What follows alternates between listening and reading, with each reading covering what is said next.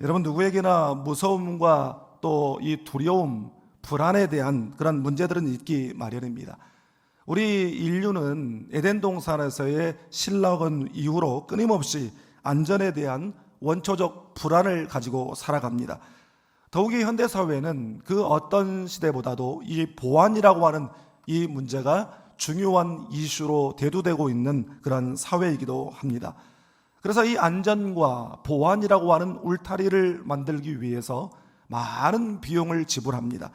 돈이라고 하는 울타리, 네트워크, 즉 인맥이라고 하는 울타리, 권력과 지위라고 하는 울타리, 첨단 보안 시스템이라고 하는 울타리를 열심히 구축합니다. 그래서 자기들이 열심히 잘 쌓고 구축한 그 울타리들을 자신의 인생의 안전한 보호벽으로 생각하면서 살아갑니다. 그런데 그토록 철저하게 구축하여 튼튼하고 강하다고 믿었던 그 인생의 담들과 울타리들이 예기치 않은 상황과 일들로 인해서 흔들릴 때가 있습니다. 아니, 그것이 송두리째 무너져 내릴 때도 있습니다. 그것이 인간이 쌓아놓은 이 보호벽의 한계인 것이죠.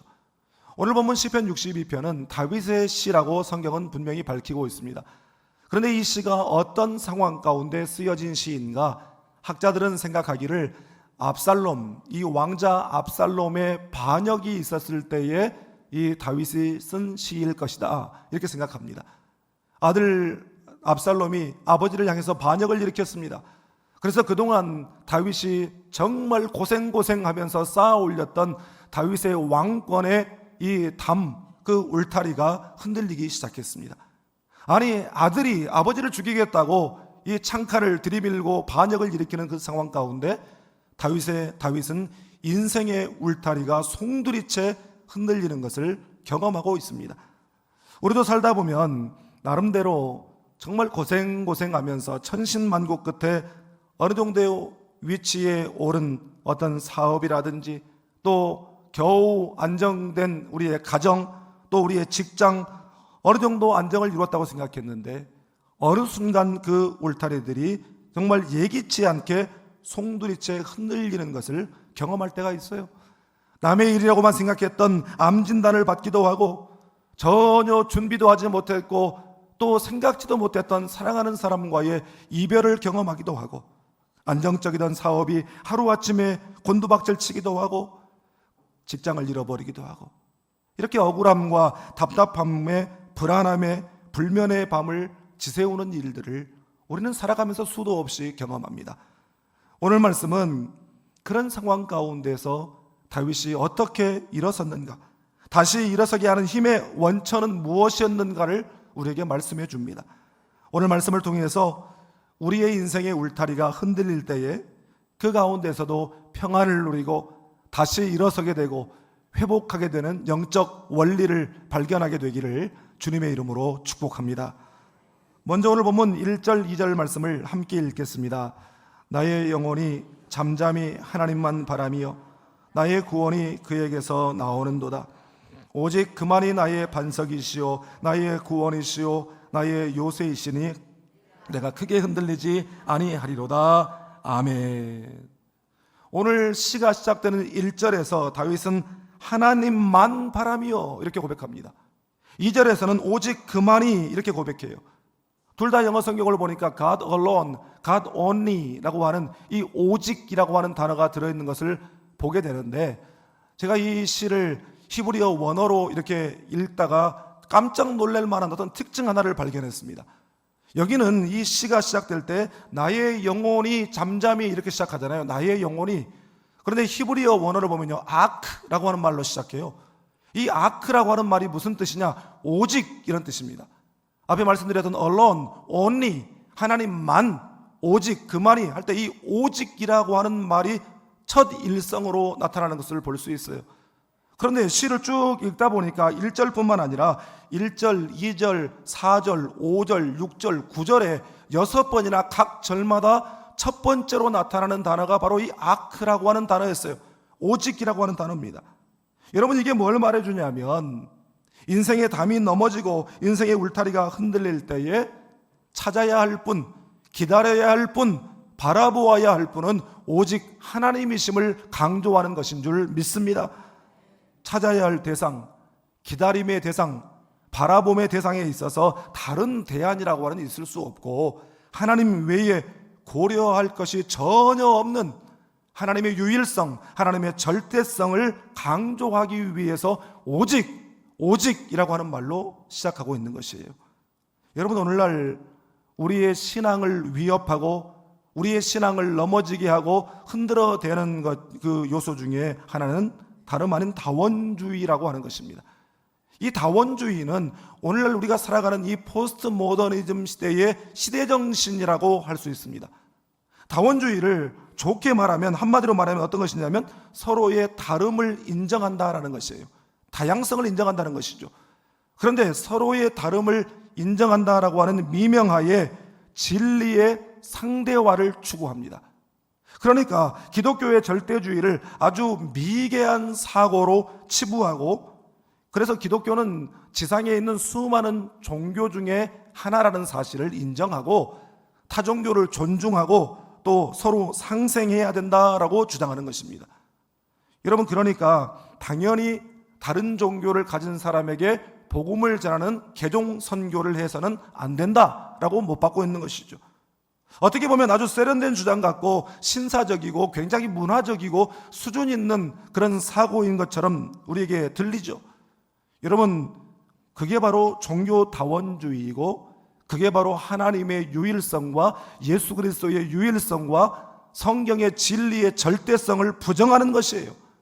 여러분, 갈라진 마음, 양다리 걸친 마음, 그 신앙 회색지대에서 무슨 역사가 일어나겠습니까? 오늘 본문 1절과 5절에서 나의 영혼이 잠잠히, 또 나의 영혼아 잠잠히 하나님만 바라라, 이렇게 말씀하는데, 저는 이 말씀을 묵상하면서 두 가지 도전을 받았습니다. 첫 번째 도전은 바라봄에 대한 도전이에요. 지난주 새벽 기도회 때 참 이상하게도 시편 말씀에 이 바라봄에 대한 그런 말씀들이 많이 나왔어요. 우리가 바라보는 것이 중요하죠. 왜냐하면 사람은 바라보는 것에 그 마음이 영향을 받게 되어 있기 때문입니다.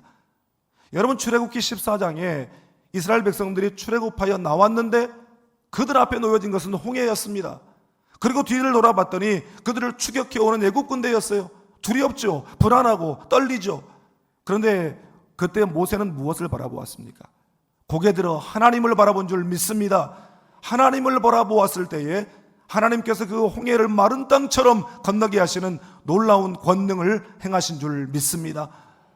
또 이 1절과 5절을 묵상하면서 얻게 된 두 번째 도전은 무엇이냐면 바로 이 하나님 앞에서 잠잠히 기다린다라고 하는 것인데, 하나님 앞에서 잠잠히 기다린다라고 하는 것은 하나님의 음성을 듣고 하나님의 말씀을 듣기 위해서 내 마음의 귀를 기울인다, 그런 뜻입니다. 여러분, 우리가 하나님의 음성을 들으려면 기본적으로 잠잠해야 됩니다. 침묵해야 돼요. 지금 제가 설교하고 있는데 설교를 잘 듣겠다는 마음으로 제가 설교하는데 여러분이 계속해서 혼자 막 이야기를 하고 있다면 그건 들으려고 하는 마음이 아니죠. 잠잠해야 되고 침묵해야 되고, 무엇보다도 내 속에 있는 시끄러운 소리들을 잠재워야 돼요. 그래야 하나님의 세미한 음성이 우리 가운데 들려오게 될 줄 믿습니다. 여러분, 우리의 인생이 흔들릴 때, 이 흔들리는 세상 가운데에서 흔들리지 않으려면 흔들리지 않는 것을 붙잡아야 돼요. 그런데 여러분, 세상에 흔들리지 않는 것 없습니다. 변치 않는 것 없어요. 그러나 풀은 마르고 꽃은 시드나 하나님의 말씀은 영원히 서리라. 오직 하나님의 말씀은 흔들리지 않고 변하지 않는 불변의 진리인 줄 믿습니다. 여러분, 인생이 흔들리고 있습니까? 이 흔들리는 세상 속에서 불안을 느끼고 있습니까? 여러분, 날마다 우리의 삶과 신앙의 불변의 진리요 기준인 이 성경을 읽고 묵상할 수 있기를 바랍니다. 말씀을 통해서 잠잠히 하나님만 바라는 삶을 살아가는 여러분 되시기를 주님의 이름으로 축복합니다. 다음으로 본문 8절 말씀을 함께 읽겠습니다. 백성들아, 시시로 그를 의지하고 그의 앞에 마음을 토하라. 하나님은 우리의 피난처시로다. 아멘. 이 흔들리는 세상, 요란한 세상 가운데에서 하나님의 음성, 하나님의 말씀을 들으려면 잠잠해야 되지만 속에서 나를 뒤흔드는 문제, 괴로운 문제, 고통과 압박의 문제는 우리가 숨기지 말고 하나님께로 달려나가서 그 앞에 다 토해내야 합니다. 이건 기도를 말하는 것이죠. 혼자 꾹꾹 참고 꾹꾹 눌러두면 여러분 혈관이 막히면 동맥 경화가 오는 것처럼 우리의 감정에도 경화증이 오게 되어 있어요. 8절의 이 권면에는 두 가지 특징적인 그런 표현이 나옵니다. 첫째로 시시로 at all times, 이것은 항상 수시로 이런 뜻이에요. 무슨 일 있을 때만 하나님 앞에 나오지 말고 평상시에도 수시로 항상 어느 때나 하나님 앞에 나아오라, 이런 의미예요. 하나님 앞에 나와서 내 마음을 쏟아놓으라, 이런 뜻이에요. 두 번째는 하나님 앞에입니다. 하나님 앞에. 사람에게 가서 마음을 쏟아놓지 말고 하나님 앞에 가서 마음을 쏟아놓으라는 거예요. 사람한테 가서 마음을 쏟아놓으면 그냥 마음이 시원하고 후련하고 묵은 채증이 내려가는 것 같지만 여러분 절대 그렇지 않습니다. 뒤돌아서면 내가 괜히 말했나 후회하게 돼요. 그리고 또 다른 감정의 문제를 유발시킬 수가 있는 것입니다. 여러분, 그렇기 때문에 사람 앞에 가서 쏟아놓지 말고 하나님 앞에 가서 쏟아놓기를 주님의 이름으로 축복합니다. 그런데 제가 오늘 이 말씀을 묵상하고 연구하다가 특별히 8절 말씀 부분에서 이전에 제가 이렇게 보이지 않았던 하나 새로운 것을 알게 됐어요. 이 8절에 하나님 앞에, 그의 앞에 토하라, 이 토하다라고 하는 말이 히브리어로 샤파크라고 하는 말인데, 이 샤파크라고 하는 말은 영어로 pour, 다시 말해서 물을 쏟아 붓다, 이런 뜻이에요. 그러니까 내 마음을 토하라 라고 할 때 이 토한다라고 하는 것이 음식, 먹은 음식 토한다, 개워낸다, 이런 의미가 아니에요. 이 컵이나 그릇에 담겨있는 물을 일시에 한꺼번에 확 붓는다, 이런 의미를 가지고 있습니다. 그래서 어떤 분이 이 부분을 이렇게 주석한 것을 제가 봤는데요, 샤파크가 되려면 그 상태가 반드시 액체 상태여야 한다, 이렇게 말을 했습니다. 확 부으려면 퍼라고 하는 것이 어떤 고체나 덩어리를 붓는다고 할 때 퍼라고 하지 않아요. 액체인 상태에서 확 붓는 걸 퍼라고 말을 하거든요. 여러분, 가슴에 커다란 바위덩이가 들어앉아 있는데도 하나님 앞에 가서 쏟아붓지를 않아요. 아니, 쏟아붓지를 못하는 것이죠. 교회에 나왔는데도, 기도의 자리에 나왔는데도 하나님 앞에 그 마음을 쏟아붓지를 못하는 사람들이 너무나도 많이 있어요. 어떤 어려운 일을 당할 때, 답답한 일을 당할 때, 저 사람 지금 하나님 앞에 가서 매달려야 되는데, 하나님 앞에 쏟아부어야 되는데 안 해요. 아니, 엄격히 말하면 못하는 것이죠. 왜냐? 그 이유는 가슴에 있는 그 바위덩이가 녹지 않고 단단하게 버티고 있기 때문에 하나님 앞에 샤팍 하지 못하는 것입니다. 사람의 마음이 물처럼 녹아내리는 두 가지 케이스가 성경에 나와요. 첫 번째 케이스는 극도의 공포와 두려움을 느낄 때 마음이 물처럼 녹는다라고 하는 표현을 씁니다. 여호수아 2장에 보면 이 기생 라합이, 여리고 기생 라합이 정탐꾼들에게 하나님께서 이스라엘을 위하여 행하신 그 소문을 듣고 우리의 마음이 물처럼 녹았다, 이런 표현을 씁니다. 또 하나의 케이스는 은혜 앞에, 하나님의 사랑 앞에서 이 마음이 물처럼 녹아내리는 것입니다. 여러분, 그렇게 녹는 마음을 하나님께 쏟아놓는 것이 기도이고 그것이 바로 눈물의 기도인 것입니다. 이 물처럼 녹은 마음을 하나님 앞에 쏟아 부으면 하나님께서 긍휼의 마음을 우리에게 부어주시는 줄 믿습니다. 그래서 긍휼의 마음이 있는 사람은 타인을 바라볼 때마다 그 눈에 눈물이 있어요. 요즘 안구 건조증이 있는 분들이 많이 있대요. 그러다 보니까 눈이 뻑뻑하고 잘 안 보이니까 안약처럼 이제 인공 눈물을 가지고 다니는 분들이 의외로 많습니다. 그러면 잘 보여요. 여러분, 마찬가지로 이 기도의 눈물은 우리의 영적 안구 건조증을 치료하고 영안을 밝게 하는 눈물인 줄 믿습니다. 하나님의 영적인 세계는 눈물을 통해야만 보이는 것들이 많이 있어요. 하나님은 우리의 상한 심령의 눈물을 귀하게 보시는 줄 믿습니다. 회개의 눈물을 귀하게 보시는 줄 믿습니다. 뿐만 아니라 다른 사람을 위한 중보의 눈물을 하나님께서 귀하게 보시는 줄 믿습니다. 그래서 그 기도를 들으시고 은밀한 중에 보시고 응답해 주시는 줄 믿습니다. 사랑하는 여러분, 여러분의 심령이 굳어지지 않기를 바랍니다. 하나님의 그 은혜와 사랑 앞에 그냥 딱딱하게 바위처럼 굳어져 있지 말고 물처럼 녹아내리기를 바랍니다.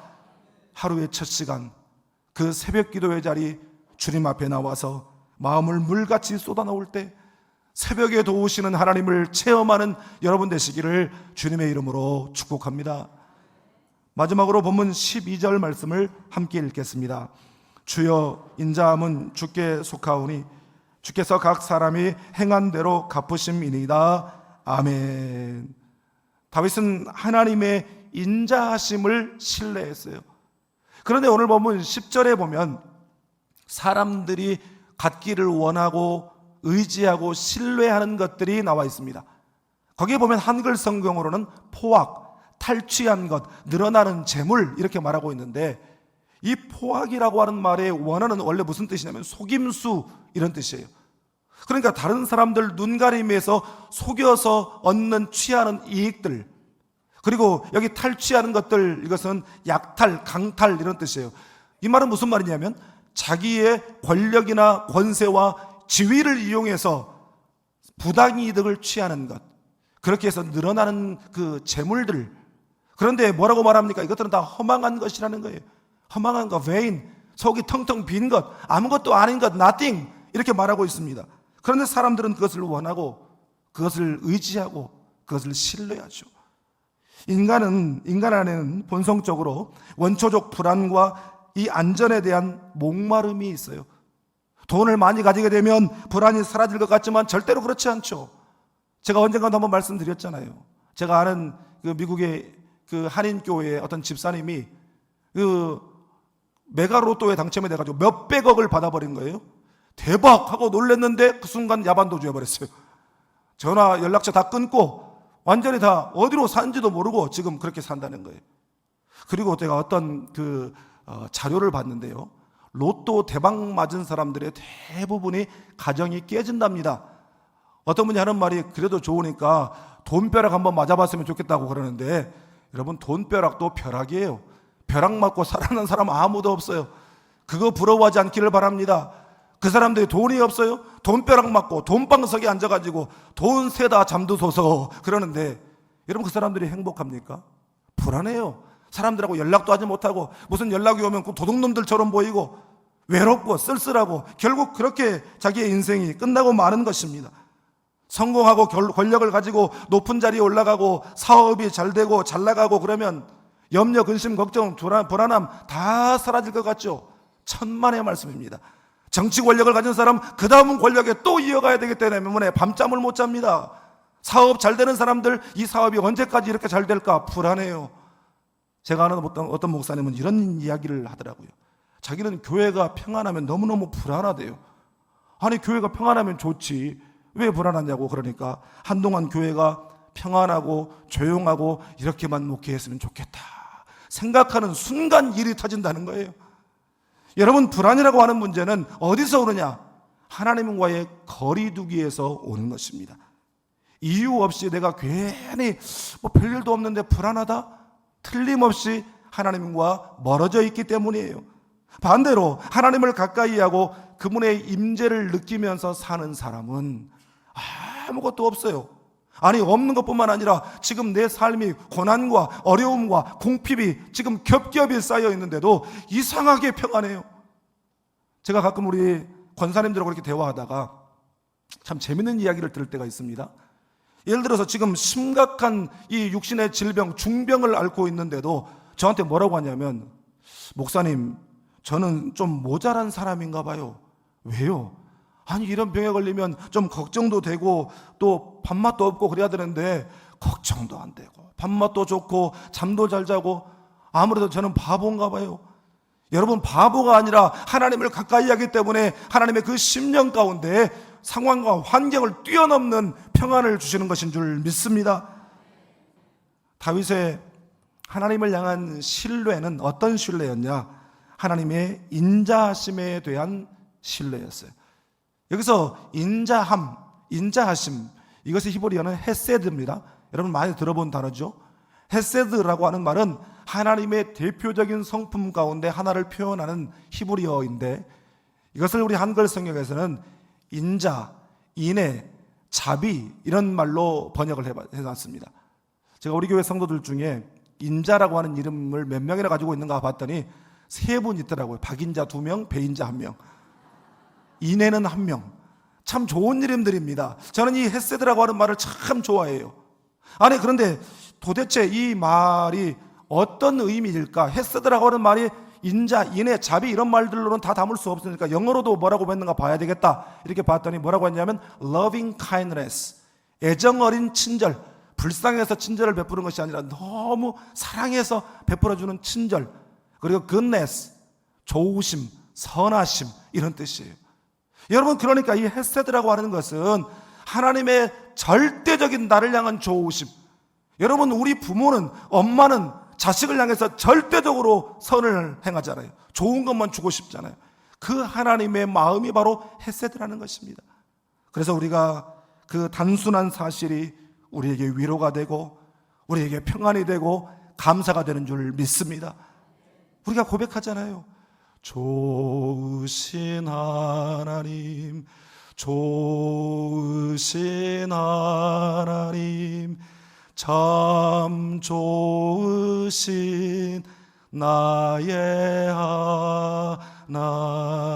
하나님.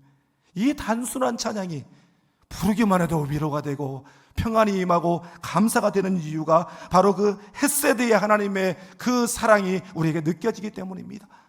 그런데 이 헤세드, 이 인자하심은 사랑받을 만한 자격이 없는 사람에게 주어지는 그런 사랑이 아닙니다. 그렇다고 해서 이 사랑이 내가 자격이 없고 그럴 만한 조건도 없고 정말 내 죄된 행실을 내가 알고 그렇기 때문에 하나님 앞에 납작 엎드리는 사람에게 주어지는 것도 아니에요. 그러면 도대체 뭐냐? 이것은 그럴 만한 자격도 없고 조건도 갖추지 못하고 깨닫지도 못하고 여전히 하나님을 향하여 원수짓하는 인간을 위해, 그런 인간이라도 구원하시기 위해 십자가에서 죽어주신 하나님의 그 사랑이 헤세드의 사랑인 줄 믿습니다. 여러분 우리가 뭘 잘해서 구원받았어요? 하나님 앞에 예뻐 보여서 구원받았어요? 그럴 만한, 그래도 봐줄 만한 사람이기 때문에 우리가 구원받았습니까? 천만의 말씀입니다. 우리는 하나님 앞에 원수짓하던 사람들이었어요. 하나님을 대적하던 사람들, 하나님이 원하시는 반대 방향으로만 가던 사람들. 그러나 그런 우리라도 하나님 사랑하셔서 구원하시기 위하여 십자가 위에서 피를 흘려주시고 당신의 목숨을 내어주신 줄 믿습니다. 요즘에 우울증을 앓는 분들이 많이 있어요. 우울증을 앓는 경우를 어떤 심리학 책에서 보니까요, 우울증은 강박증에서 온답니다. 강박증에서 오는 것이 무엇이냐면 뭔가 잘 해보려고 하는데 뜻대로 되지 않을 때, 또 완벽주의에서도 이 우울증이 야기된다고 합니다.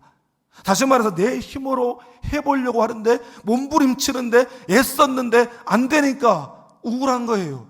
그리고 불안한 거예요.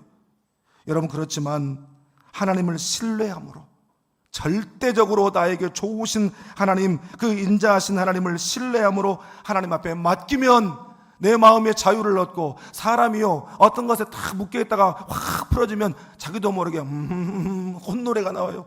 여러분 찬양하게 되는 줄 믿습니다. 하나님을 신뢰함으로 하나님을 찬양하면 하나님의 임재가 느껴지게 되는 줄 믿습니다. 그럴 때에 우리 안에 있었던 염려, 불안, 근심, 걱정, 두려움이 다 사라지고 하나님의 평안이 임하고 다시 일어설 소망이 생기고 회복이 일어나게 되는 줄 믿습니다. 이런 회복을 경험하고 이제 우리 가족들 중에, 이웃들 중에 흔들리는 인생을 위로하고 소망을 주는 사람으로 쓰임받는 여러분 다 되시기를 주님의 이름으로 축복합니다. 기도하겠습니다.